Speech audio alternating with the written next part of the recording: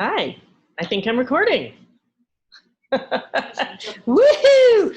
Hey, it's Intro to Stem Cells. I'm just going to do a little primer using the Discover Biology chapter, a little background on some stem cells. So let's hit it. I'm using a new format here, so, we'll see how it goes. All right, so as we know from our cell biology primer, the cell is a basic unit of all life. Everything's in our DNA, right? That's what we need for growth and differentiation. That's what we're going to talk about from stem cells. Your genetics, or the code, as well as other external cues, help cells differentiate into different cell types. So, right, differentiated cells look different, are different, have different characteristics because of differential gene expression. Remember, we talked about that. What genes are on, what genes are off, determines what that cell is or does. All cells in that organism have the exact same DNA, the exact same genes. The only difference is what genes are turned on and what genes are turned off and what that combination is. What are stem cells? Stem cells are the guys that are undifferentiated, that are in charge of dividing. So as it turns out, we kind of lied to you your whole life, right? We always talk about mitosis and that all cells can go from 1 to 2 cells through mitosis. Well, that technically is true, but really the only cells that are doing that are stem cells. And I'll get back to that. Yes, yes. And so what we haven't told you before is that when mitosis is going on, each of the daughter cells can go 2 different ways. They can stay a stem cell or they can differentiate. So what does that mean? So that just means, right, really it's a stem cell. It could be an adult stem cell, embryonic stem cell. We get mitosis, 2 identical copies. This guy is going to go, and depending on what signals, what genes turn on and off, that guy could become a neuron, could become muscle cells, could become blood cells. And then this other guy, in order to preserve any type of stem cell, if we're ever going to need to make more cells again, needs to stay undifferentiated. So does not get those signals, ignores the signals, and remains part of that pool of stem cells. Haha, nobody ever told us that before. So they really are the source of all new cells in our body. So we think about stem cells as human embryonic stem cells, right? Those are the embryo. What do we start as? We talked about that when we did differentiation and development. The zygote, right? And that becomes all the cells in our body. But we also have adult stem cells that can differentiate into other specialized cells in a tissue or organ wherever they're found. So what does that mean? So in the liver, we have adult stem cells. Liver progenitor cells that can differentiate only into different types of liver cells, right? Your liver isn't just one cell type. It's lots of different cell types doing their jobs. And so a regular old differentiated liver cell does not divide, does not do mitosis to make more. One liver cell does not become 2 liver cells. It's really one liver progenitor becomes 1 liver cell and 1 liver progenitor cell. Fascinating. And so if we think about embryonic stem cells, only the very early stages of development, right? The embryo. And so what is at the very beginning, right? Here's our little zygote guy. We get the egg and the sperm comes together. Oh. And then we go mitosis, the morula. What is that? Totipotent cells. That means they can become anything and everything. So it's a mass of cells that are not organized. And mitosis, mitosis, mitosis. Once we get that hollow ball that we call the blastocyst, now it's only pluripotent, which is almost everything. So what does that mean? Well, this inner cell mass right there is the guy that becomes the embryo. The outer cell layer, the trophoblast, is what becomes the placenta. So the inner cell mass is not totipotent. It cannot become placenta. So we can't call it totipotent. We can't call it becomes totally everything.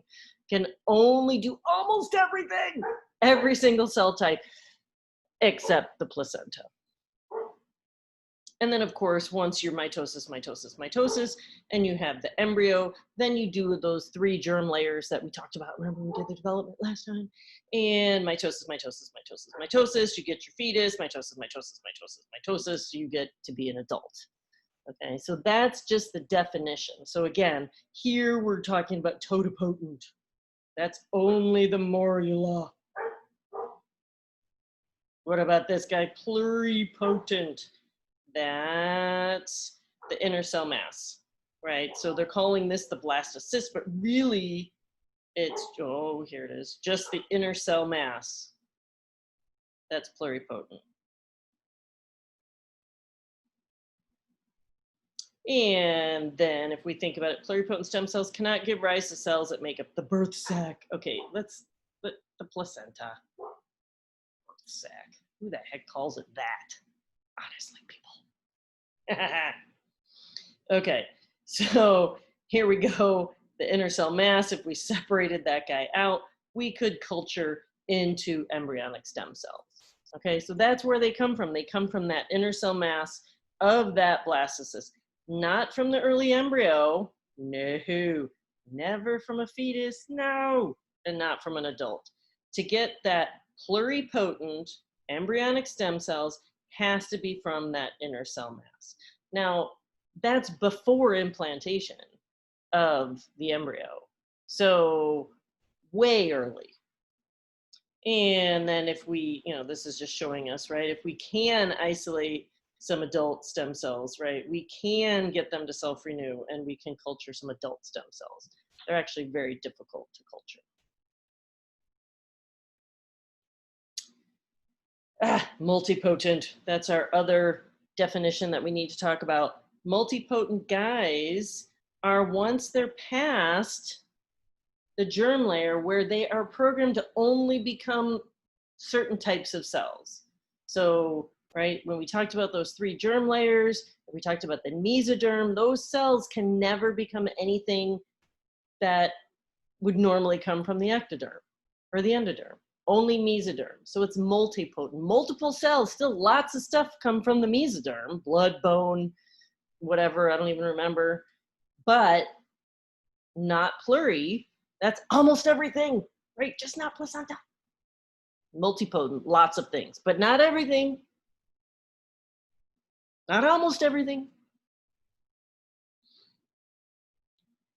Okay, so if we talk about the adult stem cells again, right? These guys can be multipotent, not pluripotent, definitely not totipotent, right? Most organs, it's very hard to culture them. It's very hard to find adult stem cells. They're not waving at you under the microscope. The only place it's relatively easy to get adult stem cells, definitely from bone marrow, because bone marrow, all it is adult stem cells. Those are multipotent stem cells that give rise to all your blood. So hematopoietic stem cells make everything from that go through hemopoiesis, which is blood cell formation. Skin, right? If you think about our skin, you get a sunburn, it peels off, you get lots of layers. There's always living cells replacing each other. So there's got to be a lot of stem cells in there, right? Because remember, a differentiated skin cell is not making more of itself. That was a big lie. You've been lying to you your whole life. It's rude. Okay. And then in the laboratory, right, we can use those embryonic stem cells. They're pluripotent. Their descendants can become almost everything, right? Just not placenta. Like pretty much really easy. Well, not really easy. I mean, compared to other things. We can give them the different signals, which because of basic science research, we know lots of different signals for the development of these cells. And so we can induce gene regulation, turn things on and off, give them external signals, hormones, growth factors, and make ourselves some happy little tissues in the lab. A lot harder to do from adult stem cells, right? Because again, they can't really become much, like if you did culture some liver, they're gonna only make liver cells. You would get we'd actually call it a liver progenitor. Ooh, nice handwriting.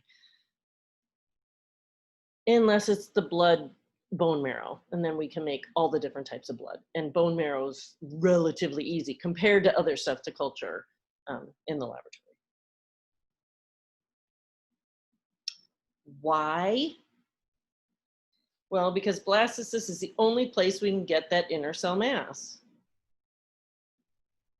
So where does that come from? The blastocyst, remember I said it's before implantation. Nobody could possibly know they have a blastocyst in their fallopian tube for you to go get and get some inner cell mass.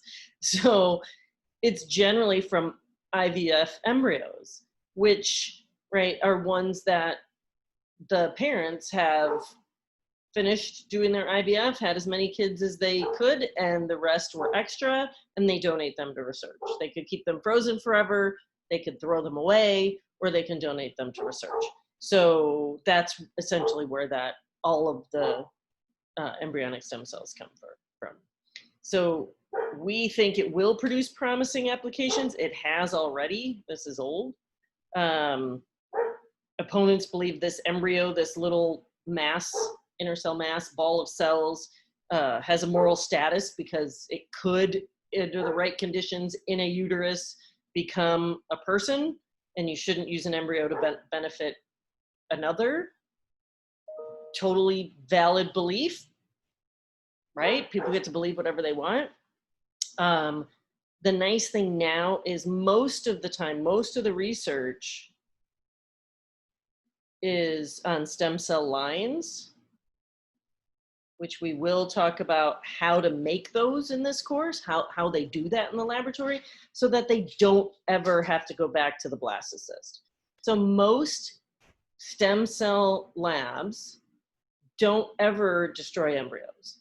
So a few were destroyed to create these cell lines, and now there's, originally there was 10, then there was 40 cell lines that are approved, and everybody studies those. So they don't have to go back and destroy any embryos for that. So that's really nice. So that's a huge advance in the field. Takes out a lot of that moral issue, at least for people working on it, and so much less expensive and just more beneficial because it's, you're using the same line for all of your experiments. So less variability than grabbing a bunch of different embryos. Hope, yes, and success. We can understand diseases, abnormalities, cancer, working on metabolic disorders, all kinds of neurologic disorders, using stem cells to increase drug development, lower cost testing drugs. If you differentiate a stem cell line into neuronal cells, you can test drugs on those, make sure it's not toxic, see if it changes the expression of, say, dopamine, something like that, a lot of neurologic disorders are nerve cells don't produce enough dopamine.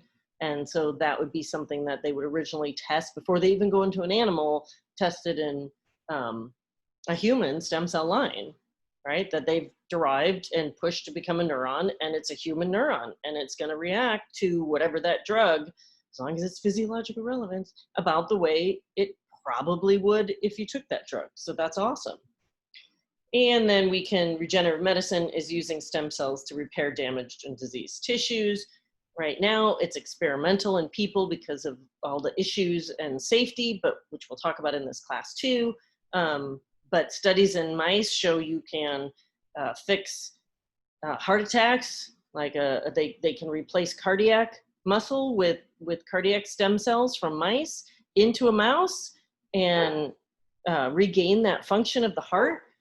You can fix a spinal cord. You can have a spinal cord injury. You can sever the spinal cord in a mouse, replace it with nerve progenitors or neurons or whatever. They've tried all different types of levels of these neurons, and the mouse regenerates its spinal cord and it walks again. It's happening. We just have to make it better. We have to make it safer. And then, right, we have this power to alleviate pain and suffering. So there you go. That's Intro to Stem Cells. So I hope you enjoyed this lecture. And thanks so much for listening. And I'm sure I'll talk to you soon. Now, if I can figure out how to turn this off, we'll be all set. All right, let's see. All right, okay. I think this is it. Thanks. Nope, not yet. Stop recording. Here we go.